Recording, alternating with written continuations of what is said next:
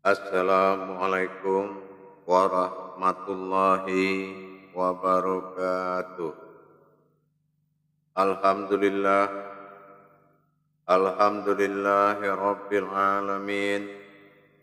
Assalatu wassalamu ala asrafil anbiya'i wal mursalin, Sayyidina wa maulana Muhammadin. Asyhadu an la ilaha illallah wa asyhadu anna Muhammadar Rasulullah. Allahumma salli ala Sayyidina Muhammadun musyahabihil wal ikram, ya wal jalil wal ikram. Allahumma salli wa sallim wa barik wa karim azza bil karim. Ihdinil ladzi min jamalika wa innal ladzi fin jalalika wa innahu fin kitabika. Alhamdulillah, puji syukur kita kepada Allah Subhanahu wa taala atas rahmah dan hidayahnya, serta dengan izin dan ridhonya juga kita dapat menjalankan perintahnya, beramal dan beribadah. Bersalam kita tidak akan pernah kita lupakan. Marilah sama-sama kita panjatkan kepada junjungan kita, Nabiullah, Nabiul Akhirul Zaman, Rasulullah Muhammad sallallahu alaihi wasallam. Atasnya kalamnya kita lapaskan dengan membaca Allahumma sholli ala Sayyidina Muhammad wa ala alihi Sayyidina Muhammad. Alhamdulillah, para jemaah sekalian, bertemu lagi dengan saya, Guru Mursyid Syekh Nur Muhammad Buya Irwan Maulana Al-Khalidi, Sumatera Barat. Tentunya dalam YouTube kesayangan kita, Majelis Zikir Marifatullah, dalam YouTube Buya Pasaman Timur. Dalam rangka meningkatkan iman dan takwa kita kepada Allah, tentunya tidak luput daripada belajar. Belajar sungguhlah sangat menguntungkan kalau kita paham makna dan maksud daripada tujuan belajar. Itu adalah mencapai titik daripada kebenaran. Karena yang kita takutkan, kita bekerja tanpa ilmu, kita bekerja tanpa paham, dan kita bekerja tanpa ridho Allah. Agar tidak menjadi amal sia-sia, makanya kita diwajibkan untuk menuntut ilmu oleh Rasulullah sallallahu alaihi wasallam. Talabul ilmi faridatul ala kulli muslim. Insyaallah, pada waktu yang diberikan oleh Allah dalam kesempatan yang dimuliakan ini, saya akan berbagi wawasan ilmu pengetahuan tentang ibadah, yang mana pada tayangan ini saya akan menyampaikan hal-hal yang membuat kebenaran sebuah nilai daripada zikir, yaitu makna hakikat daripada duduk dalam berzikir. Sering perlakuan terhadap af'alnya atau gerakan atau wujud atau tumbadil sebuah ibadah itu sering dilakukan hanya dengan satu jalan, dan jarang orang memahami kalau adab ini lebih tinggi derajatnya daripada sebuah ilmu. Bi'abdihi bidarajatan alal ilma, artinya sesungguhnya adab itu lebih tinggi derajatnya daripada ilmu. Kita akan membicarakan daripada duduk-duduk ibadah. Jangan-jangan nanti ibadah ini yang kita lakukan dalam tingkat zikir atau bertasbih tidak sesuai dengan makom tumbadilnya, makom wujudnya, yaitu makom duduknya. Meskipun ini hanya berupa sebuah adab, tapi akan mengurangi nilai apabila kita melakukan tanpa adab. Kita umpamakan dari sisi duduk tadi. Duduk dalam berzikir ini ada beberapa macam. Apalagi kita menamakan sebuah ibadah. Ibadah itu ada yang pertama namanya tafakur. Yang kedua ada yang bernama tadzakur. Nah, yang ketiga ada namanya takharuk. Nah, ini dari sisi perlakuan ibadah sa'diyah ini dalam rangka mengimbangi daripada kodratnya adalah fana, mencapai titik fananya diri, itu kalau sedikit saja adabnya terlanggar, maka kefanaan itu tidak akan pernah ada. Yang ada hanya getaran dan bayang-bayangan sekilas. Ini sering dialami oleh para umat muslim yang tidak memahami daripada sebuah adab berzikir tadi. Pertama kita akan membahas tentang tafakur. Nah, tafakur ini kita sudah tahu bahwa makna dari tafakur ini adalah tafaraku atau mengintrospeksi diri dengan memahami diri, mengkaji dan memandang dan berzikir tentang sebuah kodrat-kodrat diri. Yang kedua, tafakur ini berfungsi dalam rangka amal wukuf. Bisa jadi dia berupa amaliyah, tetapi di zaman Rasulullah sallallahu alaihi wasallam tafakur ini pada hakikat zahirnya ada dua. Pertama berupa ibadah, yang kedua berupa ketundukan hati kita selalu kepada Allah. Hati yang tafarakullah wa tafaraku, bagaimana kita bisa tunduk kepada Allah tanpa beribadah. Nah, ini jatuh kepada sifat kodrat, yaitu hati yang selalu fu'ad kepada Allah.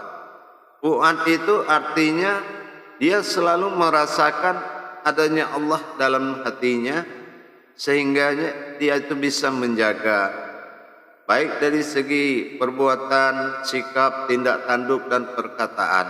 Ini juga bagian dari tafakur. Nah, ada juga yang dinamakan tafaraku, ini adalah ibadah. Nah, dalam ibadah tafakur itu ada dinamakan sifatnya wukuf. Nah, kalau wukuf ini duduknya duduk tahiyat akhir. Nah, duduknya duduk tahiyat akhir, yang dimana itu duduk hakikat daripada wujud Islam yang sebenarnya, yaitu duduk tahiyat akhir. Nah, ini dilakukan dalam masa tafakur. Nah, duduk tahiyat akhir ini dalam tafakur, kalau kita habis sholat, kalau kita ingin melaksanakan, maka kita harus lurus selalu mengarah ke kiblat. Beda dengan yang lain nanti.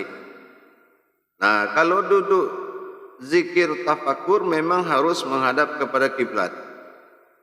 Beda dengan tadzakur dan takharuk. Jadi kalau umpamanya zikir tafakur, di zikir tafakur ini kita selalu bisa melibatkan diri kita dalam berkeinginan kepada Allah. Dia termasuk zikir qalbi, zikir sir, zikir batin, tetapi dalam rangka kita melakukan hajat.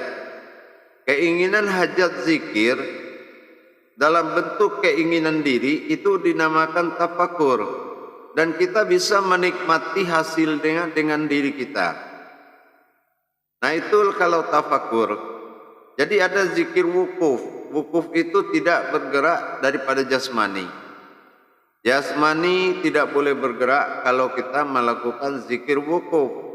Duduk, tetap duduk tahiyat akhir dan kepala tunduk kepada kolbi. Maka apa yang kita inginkan daripada sebuah ibadah zikirnya, kita bisa menikmati dan merasakan kodrat-kodrat atau lahut-lahut daripada zikir tersebut. Nah ini dinamakan tafakur dan kita bisa menikmati. Nah juga kadang-kadang ada juga jemaah itu yang dengan indahnya yang dia tatap dan dia saksikan dalam berzikir, ada juga yang tersenyum sambil zikir. Jadi alam bawah sadarnya tidak pingsan tapi menikmati.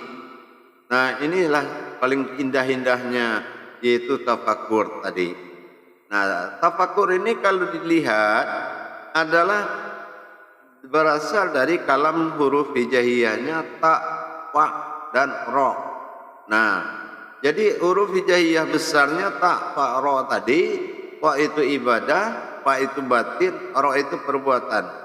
Jadi bagaimana perbuatan batin di dalam melakukan zikir? Suatu ibadah yang melihat perbuatan batin. Perbuatan batin ini yang akan disaksikan dalam berzikir dengan syarat kita tidak menggerakkan sedikit pun dari jasad kita. Baik dari mulut, lidah, tidak ada yang bergerak. Semua diam, hanya rohani. Ini yang dinamakan zikir tafakur. Tafakur ini kalau jatuhnya bertasbih, maka dia akan menuju makom. Tapi apapun itu, tafakur atau bertasbih atau berzikir, nah itu tetap kita bisa menikmati karena tafakur itu menunjukkan adalah ayatnya diri kita kepada Allah.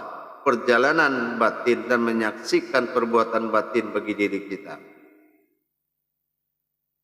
Dan itu memiliki rukun-rukun dan adab-adab tertentu. Kalau kita duduk zikir tafakur dengan duduk tahiyat akhir, pertama kalau kita berzikir itu tidak boleh ada tercium aroma keringat. Makanya disunahkan memakai minyak sunah, terserah sunahnya apa, asal tidak ada alkoholnya, boleh kita pakai. Kenapa? Karena seringkali zikir dalam tafakur ini, zikir yang selalu dikitari oleh malaikat, yang selalu disaksikan oleh malaikat. Nah, seperti di dalam sunnah juga, bahwasanya kita memakai minyak sunnah ini untuk mengindahkan daripada kedatangan para malaikat. Apa manfaatnya minyak sunnah itu? Manfaatnya kalau umpamanya di dalam suatu waktu kita di luar sana tercium aroma daripada minyak wangi tersebut, maka sesungguhnya ada getaran malaikat yang mengikuti dan mendampingi kita. Nah, kita akan selalu bermahabbah kepada sosok-sosok daripada utusan Allah, para malaikat-malaikat kesayangan Allah. Jadi itu jamaah sekalian, kita harus memahami banget akad-akad daripada adab berzikir tadi. Itu di sisi tafakur dengan duduk tahiyat akhir. Nah, yang kedua, ada ibadah zikir dinamakan tadzakur. Nah, tadzakur ini beda, duduknya juga beda. Duduk tadzakur ini duduk tahiyat awal. Nah, tafakur tadi duduknya tahiyat akhir. Tapi kalau tadzakur itu duduknya tahiyat awal. Nah, kaki ditekuk dua-duanya. Nah, ini tahiyat awal, duduk tadzakur namanya. Nah, kalau tadzakur itu suatu ibadah yang bersifat menyaksikan, yang dalam hal ini yaitu kita ingin mengambil suatu pelajaran, mengambil suatu ilmu dari sesuatu yang kita pelajari. Umpamanya kita ingin mendekati diri dengan zatnya Allah, mendekatkan diri dengan nurnya Allah, mendekatkan diri dengan batinnya Allah.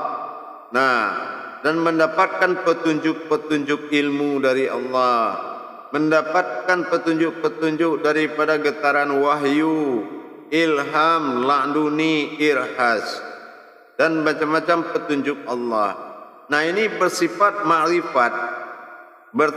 ma'rifat dalam makom tazzakur. Nah, kalau tafakur tadi, kalau tafakur yang dari awal, itu kalau dilihat hurufnya, itu berwujud seperti huruf mim. Jadi mim itu menekuk ke bawah, menekuk arah ke bawah. Nah, itu menunjukkan tafakur. Tapi kalau tazzakur, ini ibadahnya sangat kontennya dengan kuatnya dengan ma'rifat. Ini aplikasinya dengan ma'rifat yang kuat.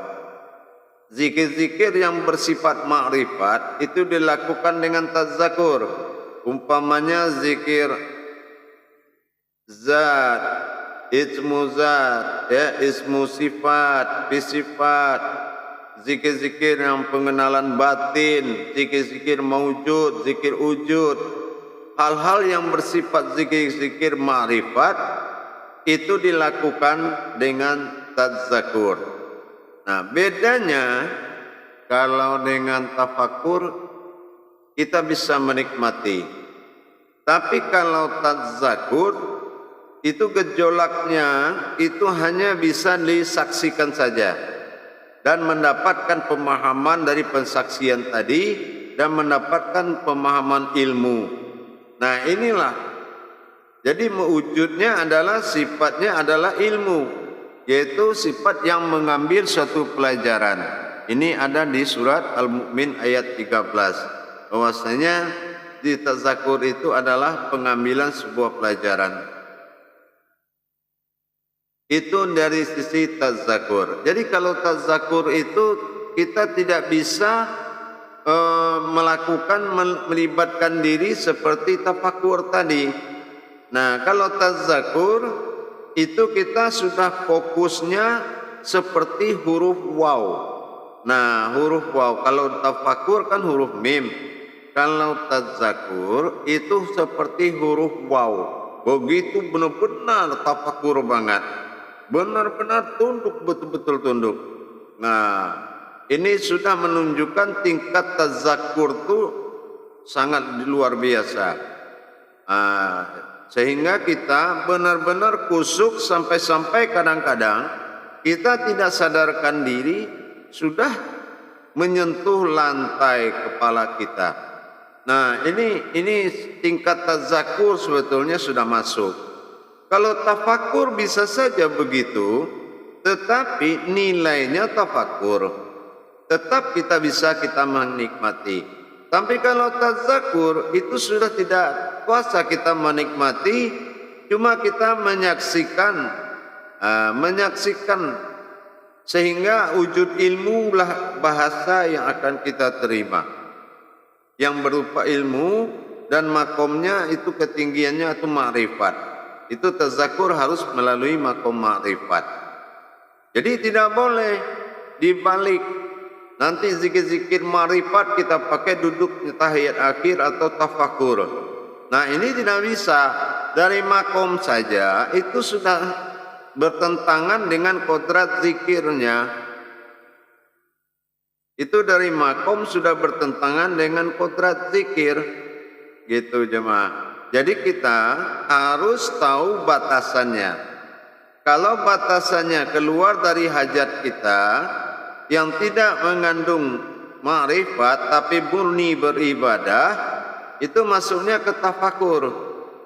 Tapi kalau yang sifatnya sudah menyangkut kepada ilmu, ma'rifat, nah kalau sudah menyangkut kepada ma'rifat ibadahnya, itu dinamakan tazzakur.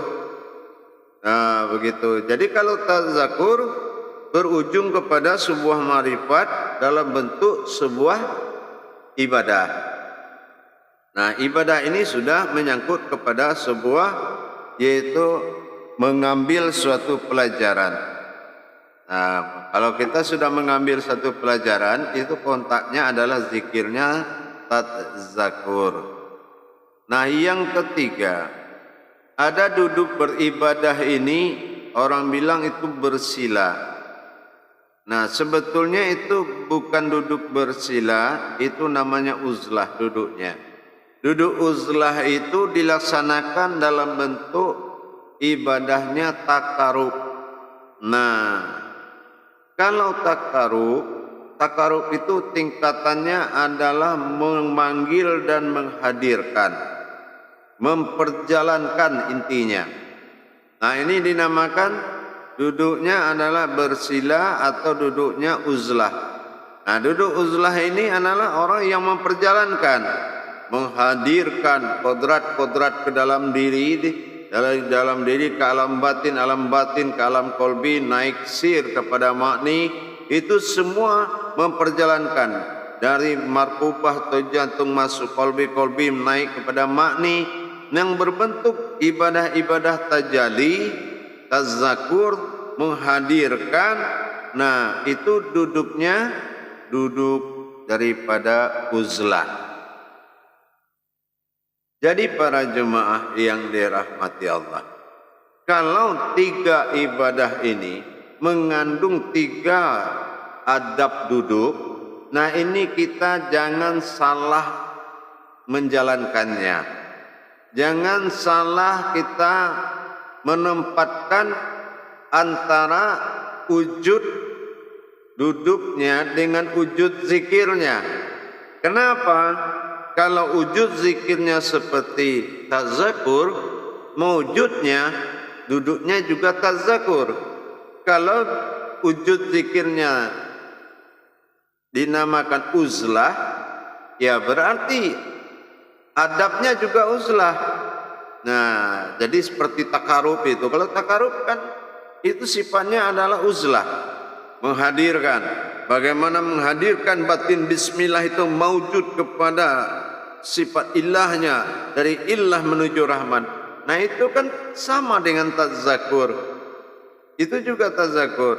Atau surat An-Nas itu, A'udzu birabbin nas, kita melihat itu bagaimana Rabbnya berbangkit dan menjadi ilah pada innas, menjadi Tuhan daripada manusia. Dia ambil alih panca indera semua, dan dia ambil alih dan dia kuasai kita. Rabbi, Ar-Rabb, dan dia menguasai.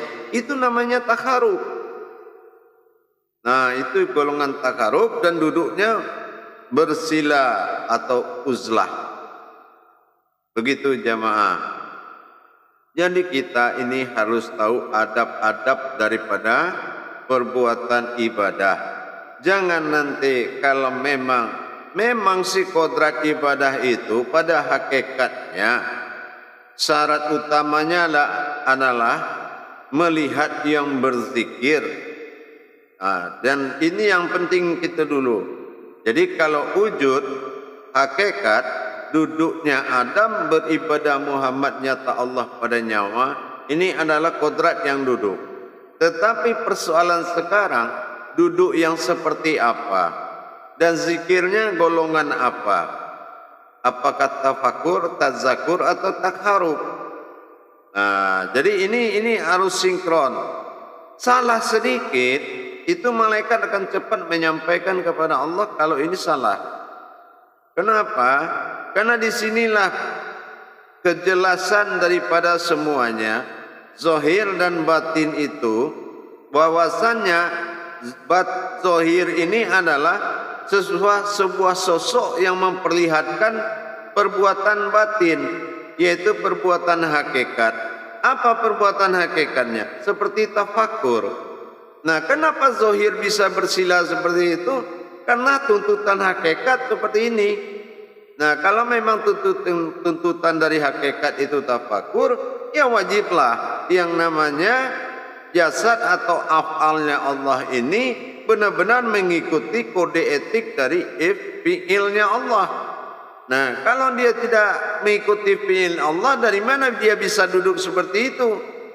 Nah, jadi disinilah kebenaran bahwasanya hakikat itu adalah penggerak daripada syariat. Jadi yang digerakkan syariat itu adalah tuntutan daripada hakikat. Maka dikatakan hakikat ini adalah hakikatnya dari syariat, bukan perbedaan syariat dengan hakikat. Nah, begitu para hadirin dan para jemaah sekalian. Jadi dalam rangka kita meningkatkan iman dan takwa ini, 3 perkara ini memang harus kita kuasai terhadap wujud daripada sifat tafakur tadi.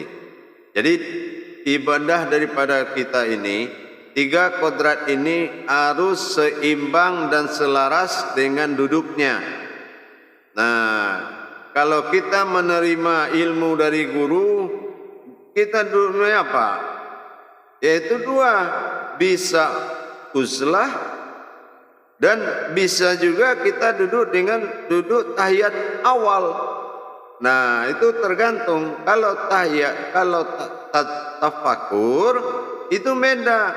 Tafakur ini dia tuntutan diri kita, gitu, tuntutan diri untuk beribadah.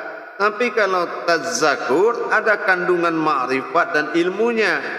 Apalagi takarub bersifat uzlah, butuh konsentrasi tinggi dan rasa dengan syarat tubuh tidak ada yang berpisah. Kalau duduk tadzakur, kalau duduk tadzakur itu tangan tidak terpisah dari lutut kedua-duanya. Nah, begitu juga dengan takarub. Kalau takarub meskipun duduknya uzlah bersila, tapi tangan juga tidak boleh lepas dari lutut kita dua-duanya dengan tasbih dipegang. Nah, juga itulah yang paling penting. Jadi jangan salah menjalankan kalau zikir itu memiliki adab-adab duduk. Nah, mudah-mudahan ini tidak dilupakan. InsyaAllah selalu ingat habis sholat itu. Jadi kalau umpamanya kita habis sholat, contoh sholat fardu di rumah atau di masjid kalau kita yang imam. Nah, kalau umpamanya kita ingin melakukan rabitah habis sholat, kita ingin mengadakan rabitah al-wasilah dan kita ingin mengadakan rabitah, maka kita harus 30 derajat dengan duduk tadzakur, kita mengarah ke 30 derajat ke kanan dari sejadah kita. Arah kanan dari sejadah 30 derajat kita melakukan tadzakur. Nah, kalau duduk kita dalam masjid ingin umpamanya melakukan uzlah dengan kesempatan waktu yang ada, maka kita murni berpaling 90 derajat dalam arti mengarah kepada posisi selatan banget. Nah, gitu. Jadi kita duduk bersila. Nah, namanya uzlah. Nah, apa yang kita lakukan? Umpamanya menghadirkan 3 kodrat sebelum berjalan pulang. Nah, boleh. Tapi kita duduk uzlah. Nah, itu namanya takarub. Baru kita hadirkan. Mana yang menghadirkan bismillah itu? Rab, dia sudah naik, baru kita pulang. Nah, itu melalui tadzakur, takarub. Nah, kita karena itu memperjalankan. Jadi sifatnya adalah takarub. Nah, berarti kita bertakarub dulu. Nah, duduknya jangan lupa, itu duduknya duduk bersila atau uzlah. Nah, duduk bersila kita melihat ke arah selatannya kalau dari kiblat. Nah, jadi jangan menghadap kiblat. Nah, tadzakur juga begitu, 30 derajat harus miring dari arah kiblat. Kecuali tafakur. Tafakur ini itu pun kalau melanjutkan ibadah yang berkaitan dengan sholat. Tapi kalau ibadah itu tidak berkaitan dengan sholat, umpamanya sa'adiyah, tidak langsung, nah kita harus miring juga 30 derajat. Nah, gitu ya. Miring juga 30 derajat kalau kita lakukan di rumah. Kalau di masjid tidak mungkin kita melakukan tafakur. Kenapa? Karena di situ ada hukum syahadah yang mengatur. Masjid itu dikuasai oleh hukum syahadah, yaitu hukum langsung, hanya sholat. Beriktikaf beda. Kalau beriktikaf ada sesuatu hajat khusus kita beriktikaf di masjid, itu pun harus tidak mengganggu barisan jamaah, umpamanya di pojok-pojok atau di mana, itu boleh insyaallah. Jadi begitu para jemaah sekalian, wawasan dan ilmu pengetahuan berbagi kita dalam rangka meningkatkan ketakwaan kita kepada Allah. Memang hal ini kecil di mata banyak orang, tapi bagi kesalahan itu cukup besar. Jadi kita jangan mengentengkan suatu masalah sehingga kita tidak takabur di dalam beribadah kepada Allah. Hindari masalah itu serapi mungkin, bukan harus diberikan pengertian. Begitulah para hadirin, para sahabat dan kerabatku, insyaallah pedoman daripada surat Al-Mu'min tadi ayat 13 bisa menjadi patokan bahwasanya bagaimanapun kita dalam mengambil pelajaran kepada Allah, tazakkur ini, tafakur dan takarub adalah ibadah yang sangat luar biasa. InsyaAllah mudah-mudahan selalu ingat dan selalu dibawa dalam beribadah. Yang penting kebenaran. Bidahlihi marifatul haq bil ilmi. Sesungguhnya dalilku, ilmu itu adalah kebenaran daripada sebuah dalilku. Mana kebenaran ilmu? Adalah dalil-dalilnya Allah. Apa yang dikatakan dalilnya Allah? Inilah ilmu-ilmu amal dan ibadah. InsyaAllah mudah-mudahan bermanfaat buat kita semua. Akhirul kalam wabillahi taufiq wal hidayah. Assalamualaikum warahmatullahi wabarakatuh.